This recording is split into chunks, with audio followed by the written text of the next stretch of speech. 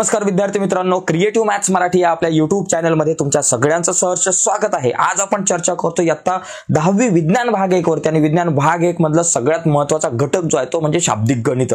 आज आपण शाब्दिक गणित बघणार आहोत। अशी शाब्दिक गणित बघूयात की जी आतापर्यंत बोर्डाच्या परीक्षेला आली होती आणि ज्या प्रकारची शाब्दिक गणित बोर्डाच्या परीक्षेला येऊ शकतात। त्यामुळे ही व्हिडिओ तुमच्या सगळ्यांसाठी खूप महत्त्वाची आहे। ही व्हिडिओ संपूर्ण बघा मित्रांनो, व्हेरी इंपॉर्टंट आहे। बघा मित्रांनो, या ठिकाणी पुढे जाण्याच्या अगोदर एक रिक्वेस्ट करतो, नवीन असाल आपल्या YouTube चॅनलवर आणि अजूनपर्यंत तुम्ही चॅनल सबस्क्राइब नसेल केला तर आत्ताच चॅनल सबस्क्राइब करून त्या बाजूचं बेलचं बटन दाबून टाका, जेणेकरून मी अपलोड केलेल्या प्रत्येक नवीन व्हिडिओची नोटिफिकेशन तुमच्यापर्यंत पोहोचेल। ही बघा, ही सूत्र खूप इंपॉर्टंट सूत्र आहेत जी तुम्हाला स्क्रीनवरती दिसतात। यांचा एकदा स्क्रीनशॉट काढून घ्या, कारण या सूत्रांचाच वापर जास्तीत जास्त आपल्याला करायचा आहे गणित सोडवताना। ओके, बघा मित्रांनो, आता आपण पहिलं गणित या ठिकाणी आपण बघून घेऊयात। प्रत्येक गणित आपल्यासाठी खूप महत्त्वाचं आहे। पहिलं एक्झाम्पल आपल्याला काय दिलंय की जर पृथ्वीचे वस्तुमान दुप्पट असते व त्रिज्या अर्धी असते, म्हणजे पृथ्वीचं जे वस्तुमान आता आहे त्याच्या दुप्पट करायचंय। किती करायचं? दुप्पट करायचंय। आणि त्रिज्या काय करायचं? निम्मी। आता जी पृथ्वीची त्रिज्या आहे तिची आपल्याला त्रिज्या काय करायची? निम्मी करायची आहे। आणि ती केली तर जीचं मूल्य आपल्याला किती ते विचारलंय।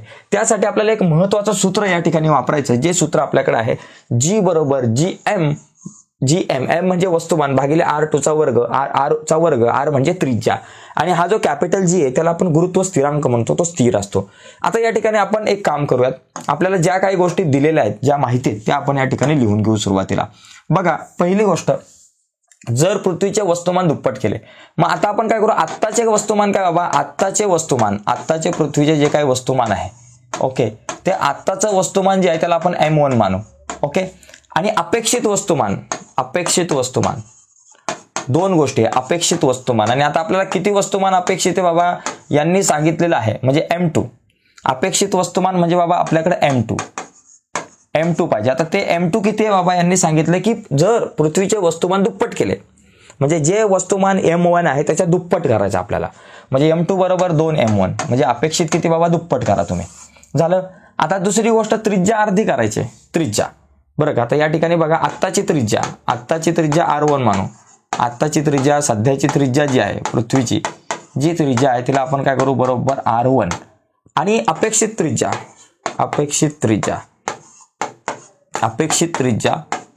आपल्याला काय सांगितलं बाबा? R2 ही त्रिज्या अपेक्षित आहे। मग R2 बरोबर ती किती बाबा? R2 जी आहे त्रिज्या जी काय अर्धी करायची, म्हणजे तुमची जी R1 आहे तिची अर्धी करा, म्हणजे R1 भागिले 2 करा, म्हणजे R2 बरोबर R1 भागिले 2, किंवा असंही होऊ शकतं 2 भागिले इकडे आले गुणिले, म्हणजे 2R2 बरोबर R1 अशा प्रकारे सुद्धा समीकरण मिळेल। तर ज्या ज्या शक्यता आहेत त्या या ठिकाणी आपण सगळ्या लिहून घेतल्या। झालं। आता मला या सूत्राचा वापर करायचा जे तुम्हाला वरती दिसतंय। सूत्र काय बरोबर? G बरोबर GM भागिले R चा वर्ग। आता बघा, G1 काढू आपण, म्हणजे सध्याचं गुरुत्व त्वरण, सध्याचं Gचं मूल्य किती आहे बाबा? G1 बरोबर काय? हा कॅपिटल G आपल्या जागेवर M1 बरोबर का? सध्याचं वस्तुमान M1 आहे आणि सध्याची त्रिज्या R1 आहे, म्हणून R1 चा आपण केला वर्ग, हे झालं G1। आता G2 चा जर का आपण विचार केला तर G2 आपल्याकडे काय बाबा? हा G लिहिला, M वस्तुमान किती बाबा? G2 वस्तुमान किती? M2 आहे, जे आपल्याला आवश्यक असणार आहे, आणि भागिले R चा वर्ग। आता R किती? अपेक्षित त्रिज्या किती? R2 आहे, मग R2 चा केला वर्ग। आता ही दोन सूत्र आपण या ठिकाणी तयार केली। या दोन्ही सूत्रात किमती काढल्या, एक G1 चं मूल्य काढलं आणि दुसरी गोष्ट G2 चं मूल्य काढलं। या सूत्रांचा वापर करून आपल्याला फायनली काय करायचं आहे? आपल्याला काढायचं आहे G चं मूल्य किती। जर त्रिज्या निम्मी केली आणि वस्तुमान दुप्पट केले तर G चं मूल्य किती? आता या दोघांचा भागाकार, G चं मूल्य म्हणजे G2 काढायचंय। G1 तर आहे बाबा, G2 आपल्याला काढायचं। मग आपण एक काम करू, या ठिकाणी या दोघांचं गुणोत्तर लिहू, G2 भागिले G1 हे गुणोत्तर करू। आता G2 किती बाबा? बघा या ठिकाणी G गुणिले M2 भागिले R2 चा वर्ग आणि छेद, बरं का? या ठिकाणी G1 भागिले G2 थोडंसं खाली लिहितो, G2 भागिले G1, बरं का? G2 भागिले G1 आपल्याला काढायचं, बरोबर का? G2 चं सूत्र या ठिकाणी लिहिलं, GM2 भागिले R2 चा वर्ग, आणि G1 च्या बाबतीमध्ये आहे GM1 भागिले R1 चा वर्ग। आता एक काम करू, ज्यावेळेस भागाकार असेल तर त्याला गुणाकारात रूपांतरित करायचं, जेणेकरून कॅल्क्युलेशनला सोपं पडतं। मग आपण काय करू? वरचं जसंच्या तसं लिहू, GM2 भागिले R2 चा वर्ग, आणि त्या भागिलेचं गुणिले करून टाकू, आणि गुणिले केल्यामुळे काय होईल बाबा? हा R1 चा वर्ग जाईल वर, R1 चा वर्ग गेला वर, आणि भागिले हा G गुणिले M1 आपल्या जागेवर जसाच्या तसा, त्याला काय धक्का द्यायचा नाही. आता एक काम करू, M वाली टर्म एका बाजूला घेऊ, R वाल्या टर्मला एका बाजूला लिहू. बघा GM2 भागिले GM1 एका बाजूला लिहिलं, गुणिले R1चा वर्ग भागिले R2चा वर्ग. ठीक आहे. आता याच्यातून ज्या काही गोष्टी कट होतील त्या पहिल्या कट करून टाका. जी कट झाला, AG लो जी कट झाला. आता M2 M1 R1 R2 यांच्यापैकी कोणाच्या तरी किमती टाका. आता बघा M2 म्हणजे 2M1, मग आपण काय लिहू, M2 च्या ऐवजी लिहू 2M1 2M1 भागिले M1 आपल्या जागेवर गुणिले. आता R1 च्या जागेवर आपण काय लिहू शकतो, R1 बरोबर 2R2 लिहा तुम्ही. ओके, R1 च्या जागेवर 2R2 लिहा, किंवा R2 च्या जागेवर लिहा R1 भागिले 2. म्हणजे इथं R2 च्या जागेवर तुम्ही R1 भागिले 2 लिहिलं तरी R1 कट होईल आणि एक काहीतरी तुम्हाला किंमत मिळेल.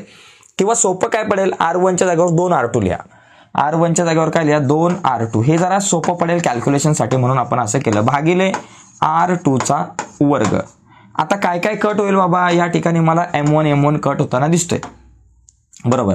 आणि बरोबर आपल्याकडे बघा 2 गुणिले ह्या 2 R2चा वर्ग, त्याच्यातल्या 2चा वर्ग 4 आणि गुणिले R2चा वर्ग, मग R2 कंसाचा वर्ग आणि भागिले खाली काय बाबा आपल्याकडे एकटाच उरलाय R2चा वर्ग. आता याच्यातून काय काय कट होईल, R2 वर्ग कट झाला, मग काय राहिले, 2 दुने 4 आणि 4 दुने 8 राहिले. ओके, इथं उत्तर आलं 8.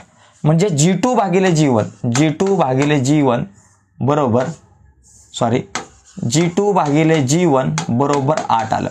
आपल्याला कोणाची किंमत काढायची, G2 ची, बरोबर ना. मग G2 ची किंमत काढताना G1 भागिले पलीकडे गेला गुणिले, G2 बरोबर 8 गुणिले G1. म्हणजे याचा अर्थ काय माहिती का, तुमचं जे काही गुरुत्व Gचं मूल्य जे असणार आहे ते Gचं मूल्य किती असणार आहे, पृथ्वीच्या आत्ताच्या Gच्या मूल्याच्या 8 पट. ओके, Gचं जे मूल्य आहे ते पृथ्वीच्या आत्ताच्या Gच्या मूल्याच्या 8 पट. हे गणित खूप इम्पॉर्टंट आहे. मार्च 2019ला येऊन गेले, त्याच्यामुळे यावर्षी सुद्धा हे गणित येऊ शकतं. त्यामुळे हे खूप IMP गणित आहे, खूपच इम्पॉर्टंट आहे. ह्या गणिताला नीट समजून घ्या मित्रांनो.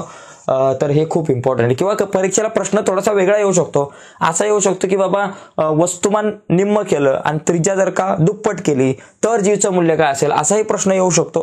तर फिरून जरी आला कसाही इकडून तिकडून तरी उत्तर लिहिता आलं पाहिजे. पुढचा प्रश्न खूप सोपा आहे मित्रांनो. पुढचा प्रश्न याच्यापेक्षाही सोपा आहे, त्याच्यामुळे पुढचे प्रश्न समजून घ्यायला खूप अवघड जाणार नाही. बघा मित्रांनो, या पहिल्या प्रकरणातली जी काही गणित आहेत ती समजून घेत असताना ही 3 सूत्र खूप महत्वाची. V बरोबर U अधिक AT, त्याचबरोबर S बरोबर UT अधिक 1/2 ATचा वर्ग आणि त्याचबरोबर V वर्ग बरोबर U वर्ग अधिक 2 AS. आता याच्यामध्ये V म्हणजे काय बाबा, तुमचा V जो आहे तो अंतिम वेग असतो. V ला म्हणतात अंतिम वेग. हे पण वाटलंच तर मी तुम्हाला सांगतो, हे लिहून घेणं गरजेचं आहे. U म्हणजे सुरुवातीचा वेग. त्याच्यानंतर A म्हणजे त्वरण असतं, A ला म्हणतात त्वरण. तिथं Gच्या जागेवरती A ची किंमत आपण टाकतो बऱ्याचदा. T म्हणजे याच्यात असतो वेळ. बस एवढ्याच गोष्टी आहे. आणि S म्हणजे विस्थापन, डिस्प्लेसमेंट त्याला आपण म्हणतो, विस्थापन. ओके, झालं, लक्षात आलं तुमच्या. तर या काही गोष्टी S म्हणजे डिस्प्लेसमेंट, विस्थापन किती, या गोष्टी तुम्हाला महत्वाच्या आहेत, ते तुम्हाला आता पुढे समजेलच. ओके, तर या गोष्टी खूप इम्पॉर्टंट आहे. ही 3 सूत्र खूप महत्वाची आहेत. या 3 सूत्रावर आधारित एक तरी गणित बोर्डाच्या परीक्षेला हमखास येतं. सगळ्यात पहिली गोष्ट काय करायची, पहिली गोष्ट हे गणित नीट वाचायचं. वाचल्यानंतर आता हे गणित 2 वेळा आलंय, तुम्हाला इथे दिसतंय बोर्डाच्या परीक्षेला आतापर्यंत 2 वेळा आलंय. तर गणित सुरुवातीला वाचायचं, त्यामध्ये ज्या ज्या गोष्टी दिल्यात त्या पहिल्या लिहून काढायच्या. आता इथे बघा मी वाचलं, एका ग्रहावर एक वस्तू 5 मीटर वरून खाली येण्यास 5 सेकंद लागतात. आता वरून खाली येते, समजा एक वस्तू आहे ती A या ठिकाणी आहे आणि A या ठिकाणीपासून ती खाली येणार आहे. किती मीटर, 5 मीटर. आता मला सांगा, वस्तू A ठिकाणी होती ती B ठिकाणी आली, म्हणजे वस्तूचं काय झालं, विस्थापन झालं. वस्तूची जागा बदलली, जी A वर ठिकाणी होती ती खाली आली, म्हणजे जागा बदलली म्हणजे विस्थापन. म्हणजे या ठिकाणी तुमची H जी आहे, H म्हणजे त्याला S म्हणू, ते किती बाबा या ठिकाणी 5 मीटर आहे. हे लक्षात आलं तुमच्या. ज्या ज्या गोष्टी दिल्यात त्या पहिल्या आपण काय करायच्या, लिहून घ्यायच्या. म्हणजे इथं S बरोबर किती बाबा 5 मीटर आहे मला या ठिकाणी दिसतंय. दुसरी गोष्ट, दुसरा मुद्दा काय बाबा, तिला खाली येण्यास किती 5 सेकंद लागतात. तर इथे यायला 5 सेकंद म्हणजे टाइम, वेळ. जो वेळ आपल्याला दिलाय त्याला आपण T म्हणतो, टाइम. किती दिले बाबा, 5 सेकंद लागतात. 5 सेकंद आपल्याला या ठिकाणी लागतात. ओके, हा मुद्दा झाला. तर जे आहे आपल्याकडं ते आपण या ठिकाणी लिहून घेतलं. आणि आपल्याला काय विचारलं, तर त्या ग्रहावरील गुरुत्व त्वरण किती, त्या ग्रहावरचं गुरुत्व त्वरण आपल्याला विचारलंय. आता या ठिकाणी गुरुत्व त्वरण म्हणजे जीचं मूल्य आपण म्हणतो, जीचं मूल्य म्हणजेच एचं मूल्य, म्हणजे जीचं मूल्य आपल्याला काढायचं आहे, म्हणजे ए काढायचं आहे, ते आपल्याला या ठिकाणी किती हे काढायचं आहे. आता याच्यामध्ये बघा ना, एक गोष्ट लक्षात घ्या.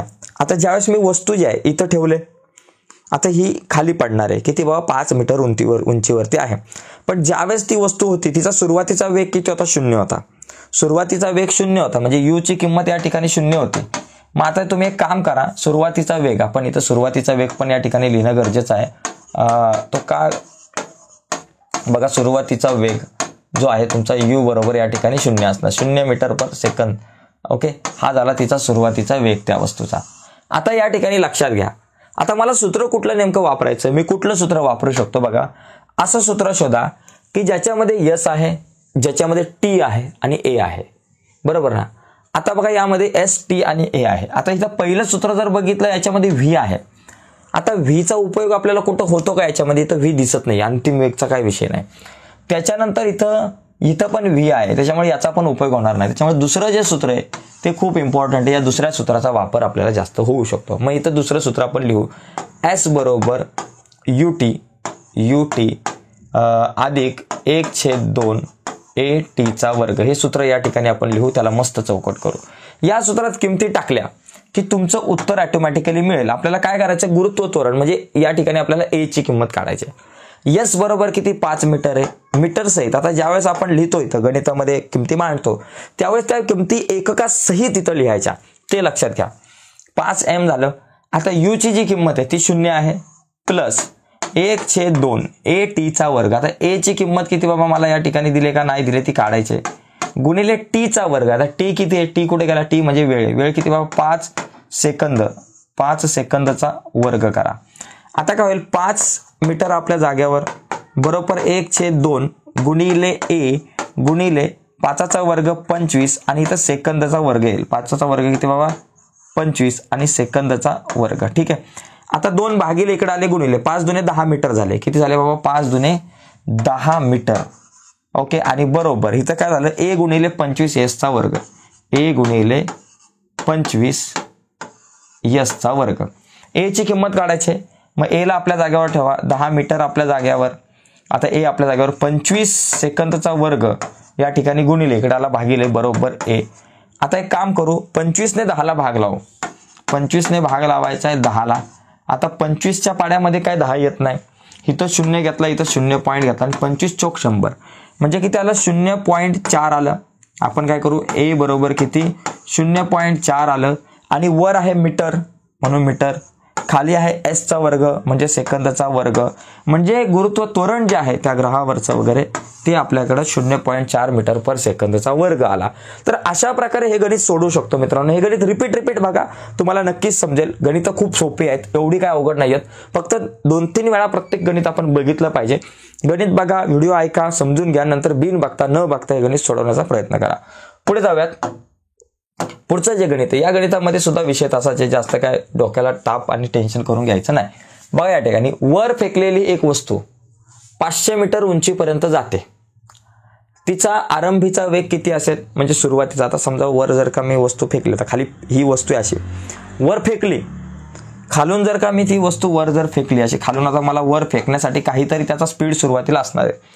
आता सुरुवातीला जितका वेग असेल या वस्तूचा, जसजशी वस्तू वर फेकत जाऊ आपण, वर जाईल तसं त्या वस्तूचा वेग जो आहे तो कमी होत जाणार आहे. आणि कमी होत गेल्यानंतर एका ठराविक वेळेला तिचा वेग 0 येईल आणि 0 आल्यानंतर परत ती खाली पडायला लागेल. गुरुत्व बलाच्या प्रभावाने ती वस्तू परत खाली पडायला लागेल आणि खाली येत असताना तिचा वेग वाढत जाणार आहे. ओके, आणि शेवटी पडल्यानंतर सगळ्यात शेवटी तिचा वेग जो आहे तो 0 होणार आहे. ओके, लक्षात घ्या. आता बघा, वर फेकलेली वस्तू 500 मीटर उंचीपर्यंत जाते. आता हे किती उंचीपर्यंत जाते बाबा, 500 मीटर उंचीपर्यंत जाते. हा पहिला मुद्दा आहे.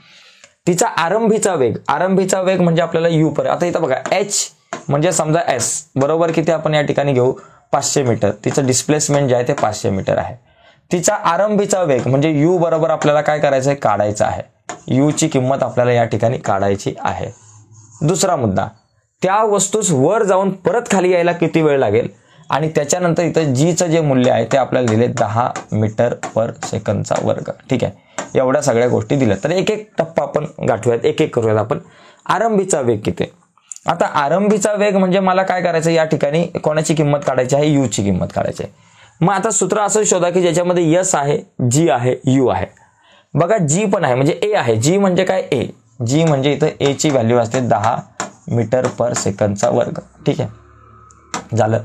आता ए आहे आणि यू आहे, जी आहे, एच आहे. बघा या ठिकाणी यस आहे बाबा. यस कुठं कुठे बाबा, इथं तर यस नाहीये, त्याच्यामुळे या ठिकाणी याचा काय उपयोग होणार नाही. पहिल्या सूत्रामध्ये यस नाही, आपल्याला डिस्प्लेसमेंट एस ची गरज आहे.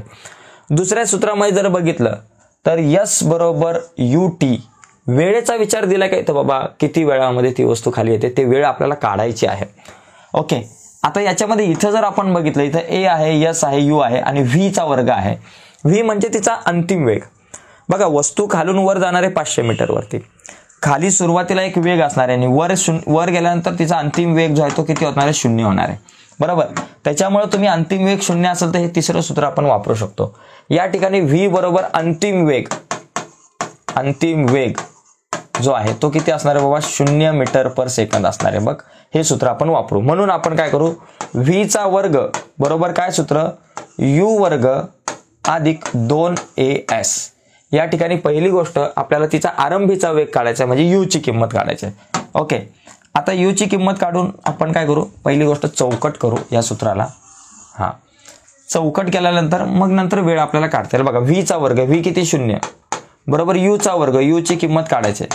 2 गुणिले ए किती आहे बाबा, माझ्याकडे ए ची जी किंमत आहे 10 मीटर पर सेकंदचा वर्ग, 10 मीटर पर सेकंदचा वर्ग. ठीक आहे, आणि गुणिले एस किती आहे बाबा, 500 काय बाबा मीटर आहे. ठीक आहे, आता 0 बरोबर. आता बघा यू चा वर्ग अधिक इकडे येऊन वजा वगैरे होईल. आता दुसरी गोष्ट एक लक्षात घ्या, ए ची जी किंमत आहे खालून वर जाणारे वस्तू काय जाणार आहे, खालून वर जाणार आहे. त्याच्यामुळं यू ची जी किंमत आहे, तुमचं जे ए ची जी किंमत आहे, तुमचं जे गुरुत्व त्वरण आहे, वस्तू खालून वर जाणार आहे, त्याच्यामुळे ते मायनस मध्ये घ्यायचं. गुरुत्व त्वरण जे आहे ते तुमचं, ते जसजशी वस्तू वर जाईल तसं ते कमी होत जाणार आहे. त्याच्यामुळे ए चं मूल्य आपण काय घ्यायचं, वजा 10 मीटर पर सेकंद असं घ्यायचं. ओके, त्याच्यामुळे इथं काय येईल, वजा 10 मीटर पर सेकंदचा वर्ग. कारण आणि वरून खाली येत असताना अधिक 10 मीटर पर सेकंदचा वर्ग आणि खालून वर जाताना वजा 10 मीटर पर सेकंदचा वर्ग. हे घ्यायचं, हे लक्षात घ्यायचं बरं का. आता एक काम करू, यू वर्ग अधिक इकडे वजा यू वर्ग झाला बरोबर.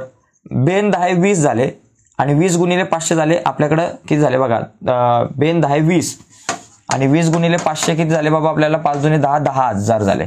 किती झाले, 10,000. मग इथं वजा आहे म्हणून वजा 10,000, 1 2 3 4 10,000 मीटर गुणिले मीटर, मीटरचा वर्ग आणि हा एसचा वर्ग. आता बघा दोन्ही बाजूंची वजाची चिन्ह आपण काय करू, काढून टाकू. मग यू वर्ग बरोबर 10,000 बरोबर मीटरचा वर्ग सेकंदचा वर्ग. आता सगळ्यांची वर्गमूळ काढू. मग यू बरोबर वर्गमूळ काढलं, 10,000चं वर्गमूळ 100 आलं आणि इथं एमच्या वर्गाचं वर्गमूळ एम, एसच्या वर्गाचं वर्गमूळ एस. म्हणजे किती आलं या ठिकाणी आपल्याकडे, 100 मीटर पर सेकंद. सुरुवातीचा जो वेग आहे तो 100 मीटर पर सेकंद असणार आहे. झाला, सुरुवातीचा वेग काढला. आता दुसरा मुद्दा या ठिकाणी आपल्याला काय करायचा बघा, आता हे मी रफ करतो बाकी सगळं. दुसरी गोष्ट आता आपल्याला यांनी विचारले की त्या वस्तूला वर जाऊन खाली येण्यास लागणारा वेळ. आता ही जी वस्तू आहे ती वर जाणार आहे आणि वर जाऊन परत तिला खाली यायचा, तो वेळ किती लागणार आहे. मग आता वेळ काढण्यासाठी तुम्ही कुठलं सूत्र वापरणार बघा, आपल्याकडे व्ही आहे, यू आहे. हे सूत्र, पहिलं सूत्र वापरलं तरी तुम्हाला वेळ मिळून जाईल, दुसरं सूत्र वापरलं तरी वेळ मिळून जाईल. दोघांपैकी कुठलंही सूत्र वापरा, तुम्हाला वेळ मिळून जाईल, काय प्रॉब्लेम नाही. आता बघा वस्तूला वर जाण्यास लागणारा वेळ, वर जाण्यास बरं का, त्या वस्तूस वर जाण्यास लागणारा वेळ. आता जितका वेळ त्या वस्तूला वर जाण्यास लागणार आहे तितका वेळ जो आहे खाली येण्यास लागणार आहे. बरोबर ना. मग वर जाण्यास लागणारा वेळ काढला की तेवढाच वेळ खाली जायला लागेल आणि त्या दोघांची बेरीज केली की आपल्याला वर जाऊन खाली यायला जो काही वेळ लागेल तो आपल्याला मिळेल. मग तो आपल्याला टी काढायचा आहे. मग त्यासाठी आपण हे सूत्र वापरू, व्ही बरोबर यू अधिक ए टी, हे सूत्र वापरू. ओके, दुसरं सूत्र वापरलं तरी कदाचित आपल्याला याचं उत्तर मिळेल. आता याच्यात बघा व्ही किती आहे बाबा, या ठिकाणी वर जाण्यास लागणारा वेळ. आता अंतिम वेग जो आहे तो 0 आहे, आपण मगाशी बघितलं, व्ही बरोबर 0 आहे. यू किती आपल्याकडे आला, 100 metre per second, 100 metre per second अधिक ए ची व्हॅल्यू काय बाबा, वर जात असताना ए ची व्हॅल्यू निगेटिव्ह असणार, म्हणून आपण या ठिकाणी वजा 10 मीटर पर सेकंदचा वर्ग या ठिकाणी केला आणि गुणिले टी आपल्याला या ठिकाणी काढायचं आहे. ठीक आहे, झालं. आता बघा या ठिकाणी एक काम करू, 0 आपल्या जाग्यावरती बरोबर 100 या ठिकाणी आपल्याकडे मीटर पर सेकंद या ठिकाणी लिहिला, तर हे झाले वजा 10 मीटर पर सेकंदचा वर्ग गुणिले टी. आता हे 10 मीटर पर सेकंदचा वर्ग गुणिले टी इथं वजा आहे, इकडे आले अधिक होतील. 10 मीटर पर सेकंदचा वर्ग टी बरोबर 100 मीटर पर सेकंद. आता एक काम करू, आपल्याला टी ची किंमत काढायची, वेळ काढायचा, टी आपल्या जागेवर ठेवू. 100 मीटर पर सेकंद आपल्या जागेवर भागिले या ठिकाणी 10 मीटर पर सेकंद गुणिले इकडे आले भागिले 10 मीटर पर सेकंद. ओके, इथं वर्ग आहे बरं का, नाही 10 मीटर पर सेकंदचा वर्ग, इथं खाली वर्ग, इथं वर्ग आहे. आता काय होईल बाबा बघा, या ठिकाणी टी बरोबर किती, 10 1 10 10 10 100, म्हणजे इथं आलं 10. त्याच्यानंतर आपल्याकडे कट काय होईल बाबा, कट झाला, हा यस कट झाला, यसचा वर्ग कट झाला, म्हणजे 10 सेकंद आपल्याकडे उत्तर आलं. टी बरोबर 10 सेकंद. म्हणजे त्या वस्तूला वर जाण्यास लागणारा वेळ किती झाला, 10 सेकंद. म्हणून खाली येण्यास लागणारा सुद्धा वेळ किती असणार आहे, 10 सेकंद. जर वस्तूला वर जायला 10 सेकंद लागले तर खाली यायला सुद्धा 10 सेकंद लागणार. म्हणून खाली येण्यास लागणारा वेळ, खाली येण्यास लागणारा वेळ बरोबर आपल्याकडे किती, 10 सेकंद. ओके, आणि वर जाऊन खाली येण्यास लागणारा वेळ, आपल्याला प्रश्न काय विचारलाय, वर जाऊन परत खाली येण्यास लागणारा वेळ. मग लिहायचं वर जाऊन परत खाली येण्यास लागणारा वेळ बरोबर 10 अधिक 10 20 सेकंद. म्हणजे वर जायला 10 सेकंद, खाली यायला 10 सेकंद, टोटल झाले 20 सेकंद. तर अशा प्रकारे या गणिताकडे आपल्याला बघता येईल. प्रत्येक गणित खूप महत्वाचं आहे. आता तुम्ही पण पुढचा भाग सोडवण्याचा प्रयत्न करा. बघा आता पुढचं जे गणित आहे ते काय दिलं आपल्याला, चौथं बघा, सोपं आहे. एक टेनिसचा चेंडू वर फेकला व तो 5 मीटर उंचीवर पोहोचून खाली आला. त्याचा सुरुवातीचा वेग किती होता हे आपल्याला काढायचं. जास्त टेन्शन आहे, इथं फक्त सुरुवातीचा वेग. आता एक चेंडू इथून खाली वर फेकला जाणार आहे बरोबर. वर तो किती उंचीवर गेलाय, 5 मीटर. 5 मीटर उंचीवरती म्हणजे त्याचं विस्थापन एस बरोबर किती बाबा, 5 मीटर. एस बरोबर किती, 5 मीटर. तो 5 मीटर वरती गेलेला आहे. दुसरी गोष्ट, तो बघा टेनिसचा चेंडू वर फेकला व तो 5 मीटर उंचीवर पोहोचून खाली आला. तर त्याचा सुरुवातीचा वेग आपल्याला या ठिकाणी काढायचा. आणि इथं जे जीचं मूल्य जे आहे, जी बरोबर किती बाबा, 10 मीटर पर सेकंदचा वर्ग, हे जीचं मूल्य आहे. आपण आपल्यासाठी आता काय करू, एचं जे मूल्य आहे ते वजा 10 मीटर पर सेकंदचा वर्ग घेऊ. कारण चेंडू खालून वर जाणार आहे आणि तो वर जात असताना जीचं मूल्य हे निगेटिव्ह घ्यायचं, ही गोष्ट लक्षात घ्या. आता मला काय काढायचं बाबा, मला या ठिकाणी सांगितलं की बाबा सुरुवातीचा वेग किती. सुरुवातीचा वेग म्हणजे मला कोणाची किंमत काढायची, यू ची किंमत काढायची, यू ची. बरं, आता सुरुवातीला एक वेग असेल, आता यू ची किंमत काढली तर अंतिम वेग पण काढून घ्यायचा. मग सुरुवातीचा वेग असेल तर अंतिम वेग 0 असण्याची शक्यता असते. आता सुरुवातीचा एक वेग असेल आणि त्याच्यानंतर हा चेंडू जर का वर पोहोचला किती, 5 मीटर अंतरावरती पोहोचला. आता इथं पोहोचल्यानंतर अंतिम वेग तिचा किती होणार, 0 होणार. आता याचा अंतिम वेग किती होणार बाबा, 0 होणार. शेवटी पोहोचल्यानंतर अंतिम वेग जो आहे तो एकदा लिहून घ्यायचा बरोबर 0. आणि आपल्याला 0 मीटर पर सेकंद आणि सुरुवातीचा वेग आपल्याला या ठिकाणी काढायचा आहे. ठीक आहे. आता सुरुवातीचा वेग काढण्यासाठी सूत्र कुठलं, असं सूत्र वापरा जिथं यस आहे, ए आहे आणि व्ही आहे, यू आहे. Yes A V you. बघा आता या ठिकाणी इथं तर टी आहे, टीचा विषयच नाही, तर टी दिला नाही. इथं पण टी आहे, त्याच्यामुळे त्याचा विषयच नाही. मग टी नसलेलं सूत्र हे आहे ज्याच्यामध्ये व्ही वर्ग बरोबर यू वर्ग अधिक 2as हे आपण वापरू. ही 2 का वापरली नाही, कारण याच्यामध्ये टी आहे आणि टी आपल्याला दिलाच नाही. ओके, त्याच्यामुळे आपण काय करू, व्ही वर्ग बरोबर यू वर्ग अधिक 2as याचा वापर करून आपण हे उत्तर काढूयात. ओके, याच्यामध्ये आपल्याला सुरुवातीचा वेग म्हणजे आपल्याला यू ची किंमत काढायची, ती निघेल ऑटोमॅटिकली, टेन्शन घ्यायचं नाही. बघा आता ज्या ज्या किमती दिल्यात त्या टाकूयात. व्हीचा वर्ग म्हणजे किती, 0चा वर्ग. यूचा वर्ग, यू ची किंमत मला माहिती आहे का, नाही बाबा. अधिक 2 गुणिले as, ए ची किंमत किती, वजा 10 मीटर पर सेकंदचा वर्ग आणि गुणिले यस किती आहे बाबा, 5 मीटर आहे. झालं. 0चा वर्ग 0 बरोबर यू वर्ग, इथं झालं वजा 10 दुने 20 आणि 20 पंचे किती बाबा, 100. 10 दुने 20, 20 पंचे 100. आता इथं जे आहे 5 जे आहे ते 5 मीटर आहे बरं का, हे लक्षात ठेवणं आपल्याला गरजेचं आहे. 20 पंचे बघा 5 बेन 10 20 आणि 20 पंचे 100. मीटर गुणिले मीटर, मीटरचा वर्ग आणि यस हा यसचा वर्ग जसाच्या तसा. बघा यू वर्ग आपल्या जाग्यावर, वजा आहे, वजा बाहेर आले, बेन 10 20, 20 पंचे 100 यम गुणिले यम यमचा वर्ग आणि हा एसचा वर्ग हे वजा आहे. आता एक काम करू, वजा 100 यम वर्ग एस वर्ग वजा इकडे आले अधिक झाले 100 एम वर्ग एस वर्ग बरोबर यूचा वर्ग. आता सगळ्यांची वर्गमूळ काढू. 100चं वर्गमूळ 10, एमचा वर्गमूळ यम आणि इथं सेकंद मीटर पर सेकंद बरोबर यू. म्हणजे इथं 10 आलं ना, 100चं वर्गमूळ आपल्याकडे 10 आलं. म्हणजे या ठिकाणी काय आलं, यू बरोबर 10 मीटर पर सेकंद. म्हणजे सुरुवातीचा जो काही वेग आहे तो 10 मीटर पर सेकंद येईल.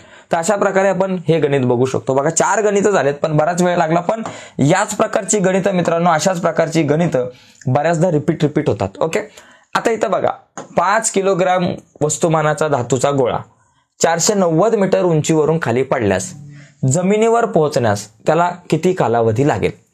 आता जमिनीवर पोहोचायला या गोळ्याला किती वेळ लागणार ते आपल्याला या ठिकाणी काढायचं आहे.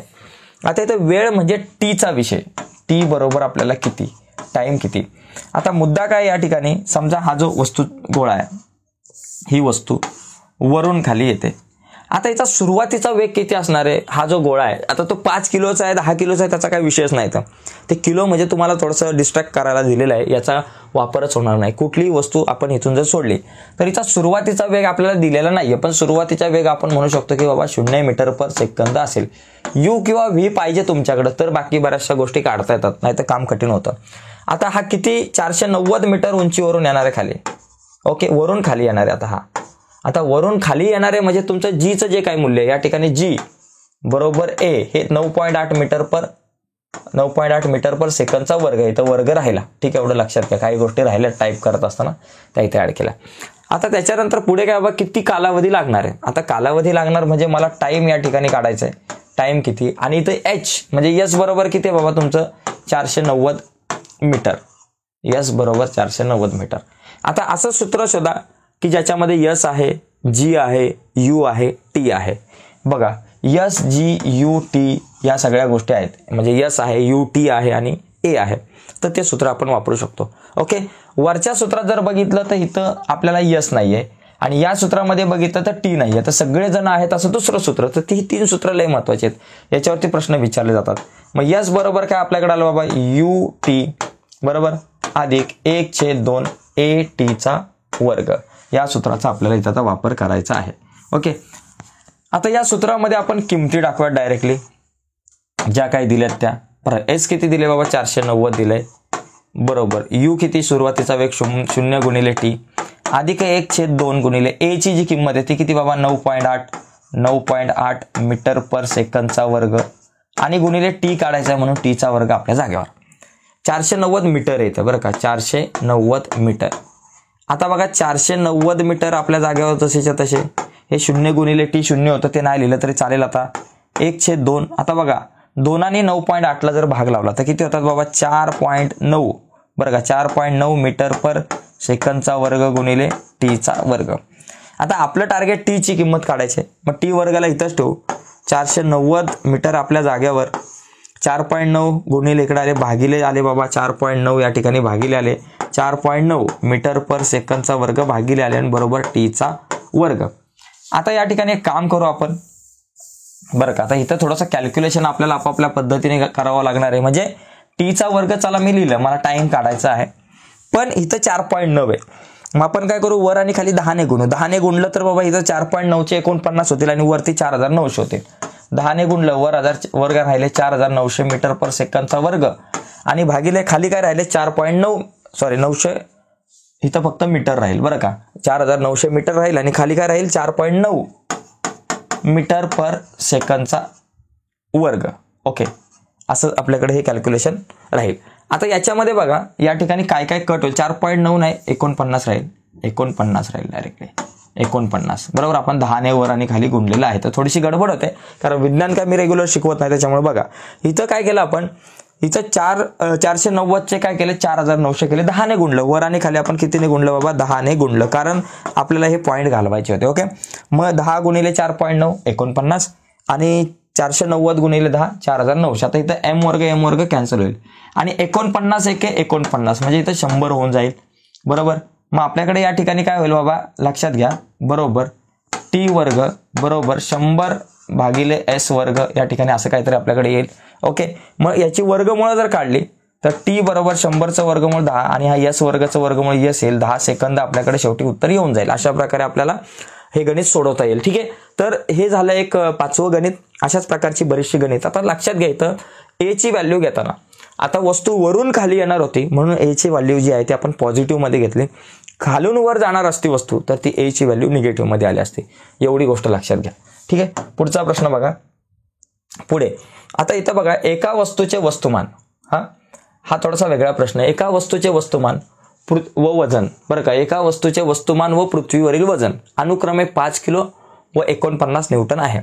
जर चंद्रावर जी चे मूल्य इथं 8 झाले पण चंद्रावर जी पाहिजे, जी चे मूल्य पृथ्वीच्या 1/6 असेल तर त्या वस्तूचे वस्तुमान व वजन चंद्रावर किती असेल हे आपल्याला काढायचं. आता बघा या ठिकाणी बघा एका वस्तूचे पृथ्वीवरील वजन. आता बघा या वस्तूचं जे पृथ्वीवरील वजन म्हणजे काय बाबा, वजन म्हणजे आपण त्याला डब्ल्यू म्हणू, वेट. W1 बरोबर किती दिले बाबा, 5 किलो दिलेलं आहे. 5 किलो सॉरी वजन म्हणजे बाबा पहिलं वस्तुमान काढू. वस्तुमान म्हणजे बाबा त्याला आपण M1 म्हणू. पृथ्वीवरचं वस्तुमान M1 बरोबर 5 kg 5 किलो आणि पृथ्वीवरील वजन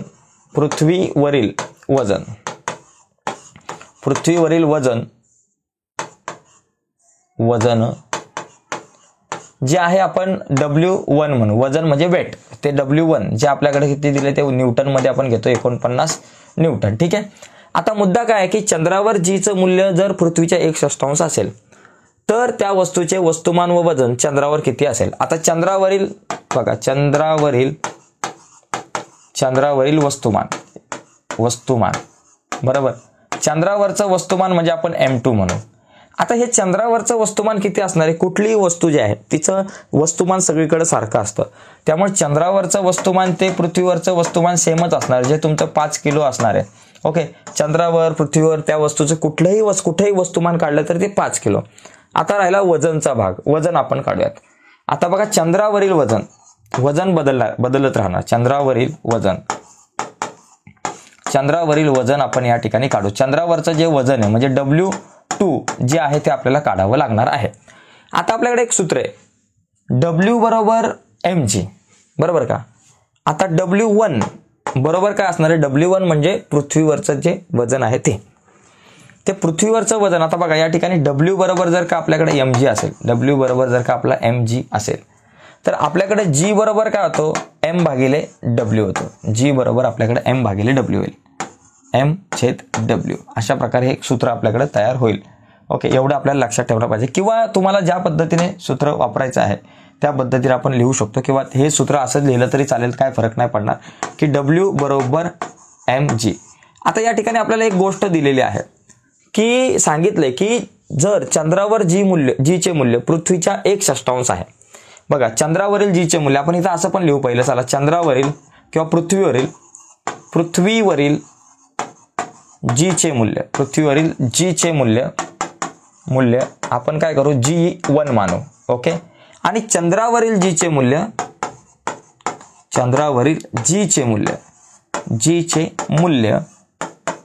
आपण G2 मानू.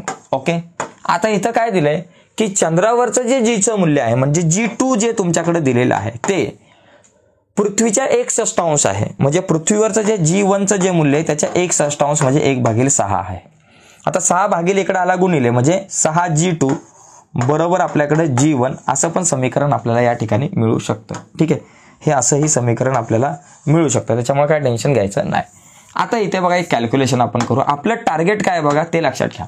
आपलं टार्गेट काय, आपल्याला बघा चंद्रावरचं वस्तुमान कळालं 5 kg आहे. आता चंद्रावरचं वजन काढायचंय. चंद्रावरचं वजन म्हणजे W काढायचं आपल्याला. चंद्रावरचं वजन म्हणजे आपल्याला W काढायचंय. मग आता बघा या ठिकाणी Wचं सूत्र आपल्याकडे काय बाबा mg. आता एक काम करा, W1 जर काढायचं झालं, W1 म्हणजे पृथ्वीवरचं जे काही वजन आहे ते काढायचं सूत्र काय बाबा, M1G1. पृथ्वीवरचं वस्तुमान M1 आणि गुरुत्वाकर्षण G1. ओके, हे झालं W1 काढण्याचं सूत्र. W2 काढायचं सूत्र काय बाबा, M2 आणि G2 हे सूत्र असणार आहे. आता दोघांचा भागाकार काढायचा आपल्याला. W2 काढायचा ना, मग दोघांचा भागाकार करू. दोघांचं गुणोत्तर काय असणार आहे, W2 भागिले W1 बरोबर M2G2 भागिले M1G1. बघा आता एक लक्षात घ्या, इथं M2 M1 कॅन्सल होणार आहे कारण वस्तुमांतर सेमच आहे सगळीकडचं. ओके, आता या ठिकाणी बघा W2 किती माहिती नाही बाबा, मला किती आहे ते माहिती नाही. आणि W1 जो आहे तो किती बाबा, W1 ची किंमत किती आपल्याला दिलेली आहे, W1 बरोबर 49 आपल्याला दिलेली आहे. बरोबर. आता G2 बरोबर किती, G2 बरोबर 1/6, आपल्याला G2 ची किंमत दिली 1/6 G1. किंवा एक काम करा, G2 च्या ऐवजी G1 ची किंमत लिहा 6 गुणिले G2. बरं का, ते सोपं पडेल. G2 आपल्या जागेवर, G1 ची किंमत किती 6 गुणिले G2. आता या ठिकाणी काय कट होईल, G2 कट होऊन जाईल. ओके, किंवा तुम्ही असं जरी केलं, बघा मी काय केलं, G1 च्या जागेवर G2 ची किंमत, G1 च्या जागेवर काय लिहिलं बाबा, G1 ची किंमत 6 G2, बरोबर 6 G2 लिहिलं. किंवा एखादा असंही लिहेल, G2 च्या जागेवर किंमत लिहेल, G2 च्या जागेवर कोणाची किंमत लिहेल, हा जो G2 आहे त्याच्या जागेवर तो लिहेल G1 गुणिले 1/6 असं लिहिलं तरी चालेल. ओके, आता बघा या ठिकाणी W2 भागिले 49 बरोबर वर काय नाही म्हणजे 1 भागिले 6, बरोबर. 49 न्यूटन आहे इथं, बरं का, हा न्यूटन आहे ते लक्षात ठेवणं गरजेचं. आता 49 न्यूटन भागिले तिकडे गेले गुणिले, मग W2 बरोबर 1/6 गुणिले 49 न्यूटन. आता मला काय करायचं बाबा, या ठिकाणी 49ला 6ने भाग लावायचा, तो लावा आणि उत्तर काढा. 6ने भाग लावा 49ला, बघा 6 8 48 बरोबर, वजा केलं इथं 1 आला, पॉईंट घेतला, 0 घेतला, 6 1 6, 4 घेतला, 0 घेतला, 6 पंचे 6 6 36 बरोबर, 4 घेतला, 0 घेतला, 6 6 36, 6 6 36 पुढे वाढत जाणार आहे. मग 8.16 वगैरे घ्या. W2 बरोबर 8.16 न्यूटन. हे काय झालं बाबा, वजन झालं. कुठलं, चंद्रावरचं वजन. त्या वस्तूचं चंद्रावरचं जे वजन आहे ते अशा प्रकारे आपल्याला काढता येऊ शकतं.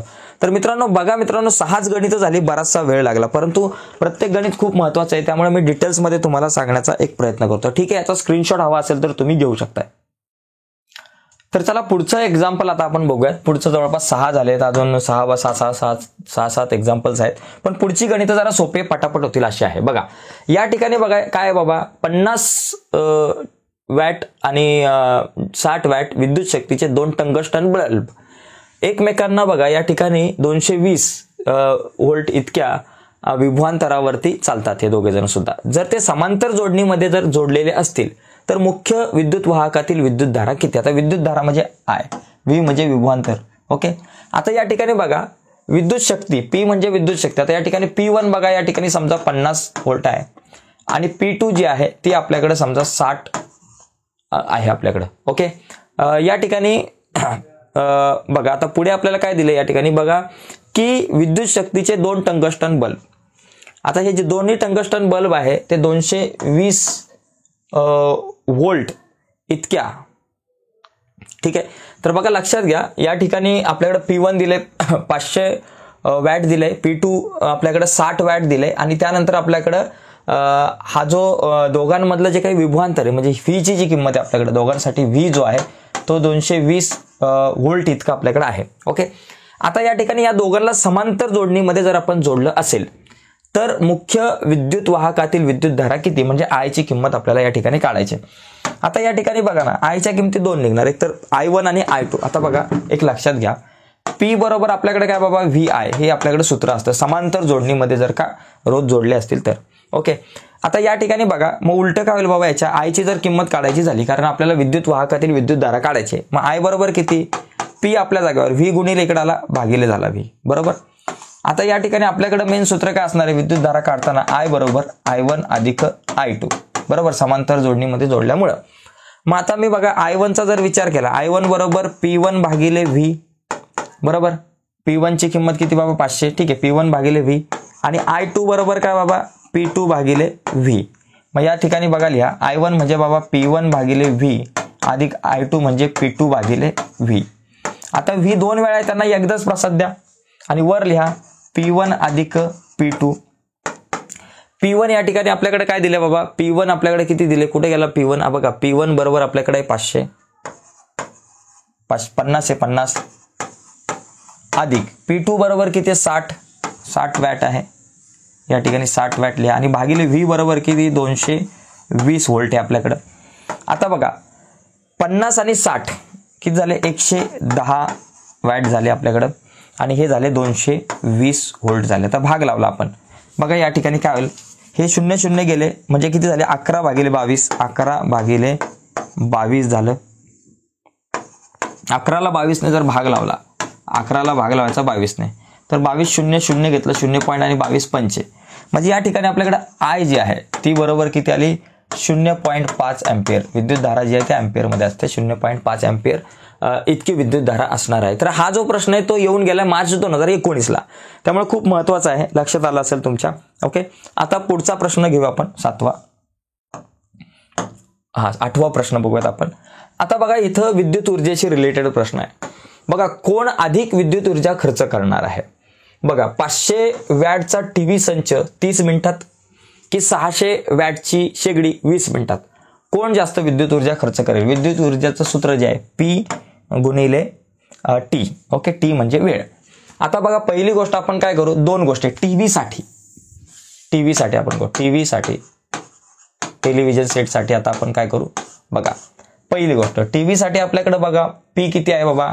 P बरोबर तुमच्याकडं आपल्याकडे आहे 500 वॅट आणि T बरोबर किती, वेळ किती आहे, टीचा जर विचार केला तर तो T किती बाबा 30 मिनिटे.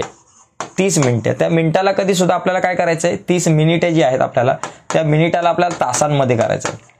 30 मिनिटे म्हणजे किती तास बाबा, 30/60 तास बरोबर. 30/60 तास घ्या. T बरोबर किती T1 घ्या किंवा T बरोबर 30/60 तास. आता आपल्याला काय करायचंय, विद्युत ऊर्जा किती विद्युत ऊर्जा लागणार आहे बाबा खर्च करणार आहे टीव्ही संच, तर P गुणिले T बरोबर. आता बघा पॉवर किती आहे बाबा 500 वॅट आहे. 500 वॅट गुणिले आपल्याकडे बघा गुणिले आपल्याकडे T, वेळ किती आहे 30/60 तास. ओके, आता या ठिकाणी काय होईल कॅल्क्युलेशन करताना बघा हा 0 गेला, हा 0 गेला. बघा 500 गुणिले 3 1 3, 3 2 6. आता किती झाले बाबा 200.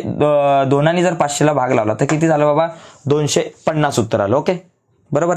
आणि आता आपल्याला राहिलं का बाबा हे W म्हणजे वॅट आणि पर तास म्हणजे त्याला आपण आवर म्हणतो. ओके, असं येईल WH. म्हणजे इतकी जी आहे ऊर्जा लागणार आहे कोणाला, टीव्ही संचासाठी.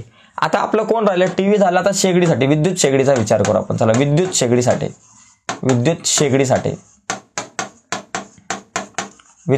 आता विद्युत शेगडी जी आहे तिला किती ऊर्जा लागणार ते आपण काढू. याच्यासाठी P बरोबर किती बाबा दिले आपल्याला 600 वॅट दिले.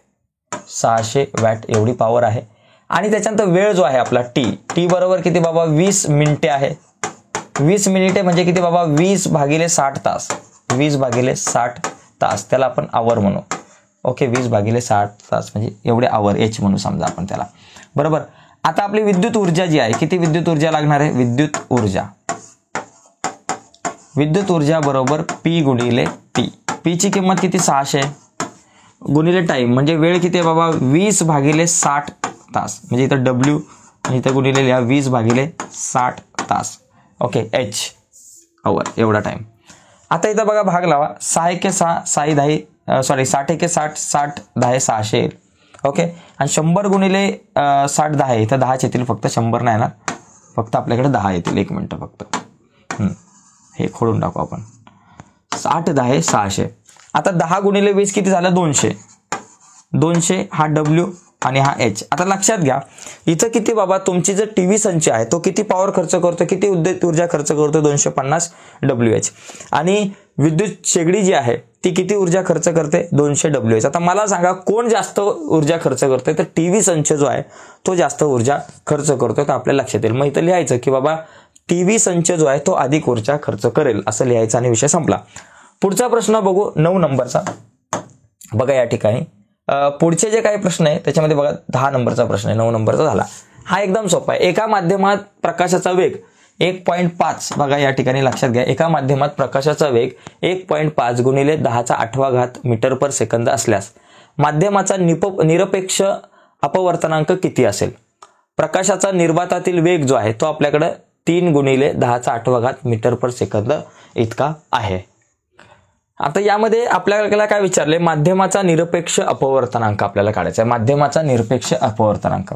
आता याच्यामध्ये C ची किंमत म्हणजे काय, C ची किंमत म्हणजे प्रकाशाचा निर्वातातील वेग म्हणजे C बरोबर, आणि प्रकाशाचा वेग म्हणजे V असतो. आता जो प्रकाशाचा C म्हणजे प्रकाशाचा निर्वातातील वेग किती दिलाय बाबा 3 गुणिले 10चा 8वा घात मीटर पर सेकंद दिलाय आणि भागिले आपल्याला प्रकाशाचा जो वेग आहे तो किती दिलाय, प्रकाशाचा वेग v बरोबर किती दिलाय 1.5 गुणिले 10चा 8वा घात मीटर पर बघा गुणिले 10चा 8वा घात मीटर पर सेकंद दिलाय.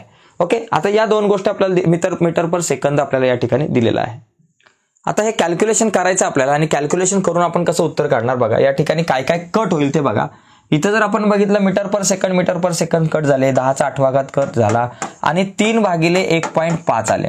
आता आपण काय करू, 1 पॉईंट पुढे घेऊ. 3च्या पुढे 1 पॉईंट वाढवला 30 झालं आणि 1.5च्या पुढे आपण 1 पॉईंट वाढवला, वर आणि खाली 10ने जर गुणलं तर 15 होतील आणि 15 दुने 30. तर या ठिकाणी काय आलं 2 आला, म्हणजे माध्यमाचा निरपेक्ष अपवर्तनांक 2 आला. प्रश्न खूप सोपा आहे. तर मार्च 2022ला 3 मार्काला प्रश्न आला होता.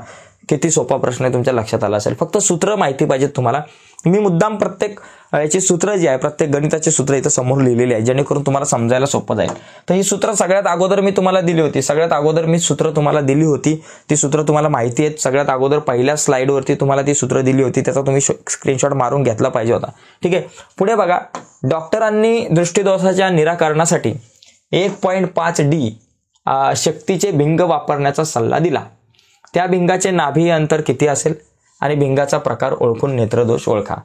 पहिली गोष्ट म्हणजे एक लक्षात घ्या, डॉक्टरांनी दृष्टिदोषासाठी बघा P बरोबर किती आपल्याकडे दिले, या ठिकाणी आपण इथं लिहू. चला, P बरोबर मला दिलेला आहे प्लस 1.5D बरोबर. ही भिंगाची शक्ती आहे, भिंगाची पॉवर आहे. आता पहिली गोष्ट याचं नाभीय अंतर काढायचं सूत्र काय बाबा, F बरोबर 1/P. हे सूत्र एकदम साधं सोपं सूत्र आहे. आता 1 भागिले P ची किंमत किती, 1.5D आहे. आता मला P ची किंमत काढायची बघा, 1.5D आहे. आता P नाभी अंतर काढत असताना बघा या ठिकाणी 1.5 ने भागायचं 1 आला. मग त्यासाठी काय करू आपण, वर आणि खाली 10ने गुणू. जर 10ने जर आपण गुणलं तर काय होईल बाबा, वर येतील 10 आणि खाली येतील 15. ओके, आणि नाभी अंतर हे M मध्ये काढतो आपण मीटर मध्ये. आता 10ला जर का 15ने भाग लावला, 15ने भाग लावायचा आहे 10ला. बघा या ठिकाणी आता कसा भाग लावू आपण. पहिली गोष्ट 15 0 0 इथं एक पॉईंट घेतला आणि इथं 0 वाढवले.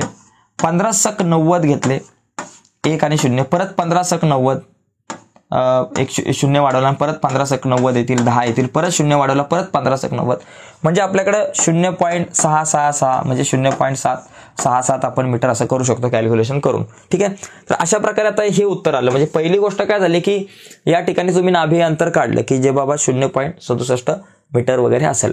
आता इथं सांगितलं की भिंगाचा प्रकार ओळखा. आता भिंगाचा प्रकार कुठला, बहिर्वक्र भिंग आहे. कारण जर का या ठिकाणी शक्ती जर का अधिक मध्ये असेल तर प्लस 1.5 म्हणजे तो बहिर्वक्र भिंग आहे, बहिर्वक्र भिंग आहे. आणि दुसरी गोष्ट नेत्रदोष कुठला, दूरदृष्टीचा. जर दूरदृष्टीचा नेत्रदोष असेल तर बहिर्वक्र भिंग जे आहे ते आपण वापरतो. म्हणजे दूरच्या वस्तू स्पष्ट दिसतात, जवळच्या वस्तू स्पष्ट दिसत नाही. तर अशा प्रकारे हा प्रश्न आपण सोडू शकतो. सूत्र फक्त माहिती असेल की सगळ्या गोष्टी होतात. आता इथे बघा, सुरभी ही मुलगी इयत्ता 10वी मध्ये शिकत असून ती चष्मा वापरते. आता चष्माच्या भिंगाची शक्ती 0.5D इतकी आहे. तर या माहितीवरून पुढील प्रश्नांची उत्तरे लिहा. 3 मार्काला प्रश्न होता. पहिली गोष्ट, ती वापरत असलेल्या चष्म्याच्या झाले तर चष्म्याच्या भिंगाचा प्रकार कुठला.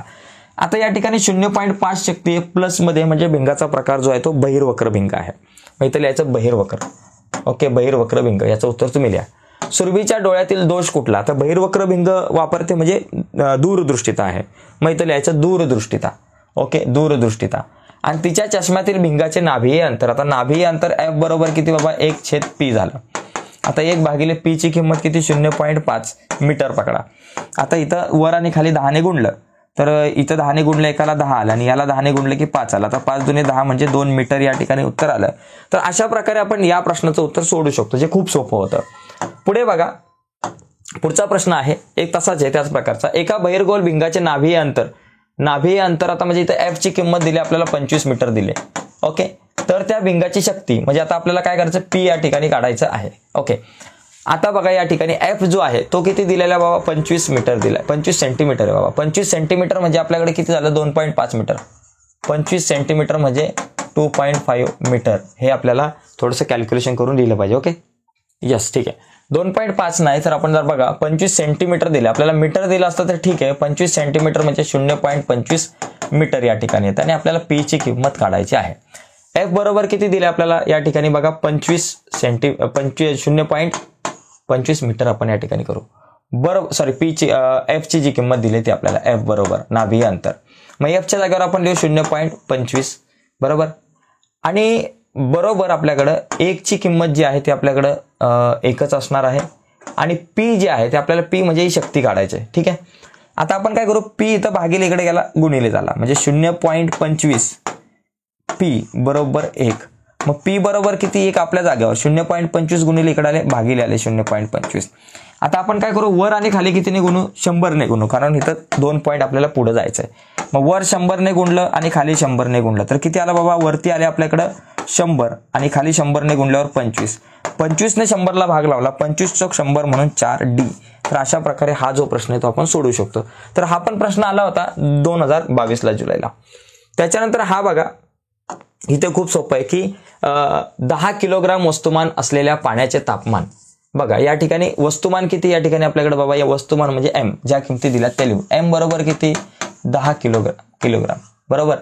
त्याच्यानंतर पाण्याचे जे तापमान आहे 30 अंश पासून 100 अंश पर्यंत घ्यायचं आहे. म्हणजे टेम्परेचर काय आहे, डेल्टा टी बरोबर या ठिकाणी 30 पासून 100 म्हणजे किती वाढवायचं तुम्हाला, 70 अंश सेल्सिअस पर्यंत वाढवायचा आहे. म्हणून जो तुमचा डेल्टा टी आहे तो 70 अंश सेल्सिअस येणार आहे. ओके. तो वाढवण्यासाठी किती उष्णता लागणार आहे आणि पाण्याची विशिष्ट उष्माधारकता म्हणजे सी बरोबर, सी तो आपल्याकडे काय की बाबा किलो कॅलरी, ही पाण्याची उष्माधारकता आहे भागिले केजी अंश सेल्सिअस. ठीक आहे. तर आता या किमती ज्या आहेत आपण या सूत्रामध्ये टाकल्या की उत्तर येतं. पाण्याला द्यावी लागणारी उष्णता, एम ची किंमत किती बाबा 10 आहे, 10 किलोग्राम आहे, गुणिले सी ची किंमत किती बाबा 1 किलो कॅलरी असेल पर केजी डिग्री सेल्सिअस, आणि गुणिले जे तापमान किती वाढवलं आपण 70 अंश सेल्सिअसने. मग आता एक काम करा बाबा, बघा 10 गुणिले 1 10 आणि 10 गुणिले 7 किती झाले 700. या ठिकाणी किती आलं उत्तर 700 आपल्याकडे उत्तर येईल. 700 किलो कॅलरी आपण या ठिकाणी उत्तर लिहू शकतो. अशा प्रकारे उष्णता जी द्यावी लागणार आहे एवढी उष्णता आपल्याला द्यावी लागणार आहे. हा प्रश्न पण आला होता जुलै 2022ला. तर मित्रांनो अशा प्रकारे आपण 13-14 प्रश्न बघितलेले आहेत आजच्या या व्हिडिओमध्ये. व्हिडिओ तुम्हाला नक्कीच आवडली असेल कारण खूप महत्त्वाची होती. सगळी महत्त्वाची जी काही गणित आहेत जी आतापर्यंत बोर्डाच्या पेपरला आली होती ती सगळी आपण घेतलेली आहे. आणि व्हिडिओ तुम्हाला नक्कीच आवडली असेल तर व्हिडिओला लाईक करा. नवीन असाल तर चॅनल सबस्क्राईब करून त्या बाजूचं बेलचं बटन दाबा, जेणेकरून मी अपलोड केलेल्या प्रत्येक नवीन व्हिडिओची नोटिफिकेशन सगळ्यात अगोदर तुमच्यापर्यंत पोहोचेल. आणि महत्त्वाची गोष्ट म्हणजे विज्ञान भाग 1 वरती आपण आणखी बऱ्याच व्हिडिओ बनवलेले आहेत या 2 दिवसामध्ये. तर आधीच्या व्हिडिओ नसतील बघितल्या तर या व्हिडिओच्या खाली डिस्क्रिप्शनमध्ये मी आधीच्या व्हिडिओची लिंक देतो, त्या लिंकवर क्लिक करून अगोदरच्या व्हिडिओ बघून घ्या. बाय मित्रांनो, धन्यवाद.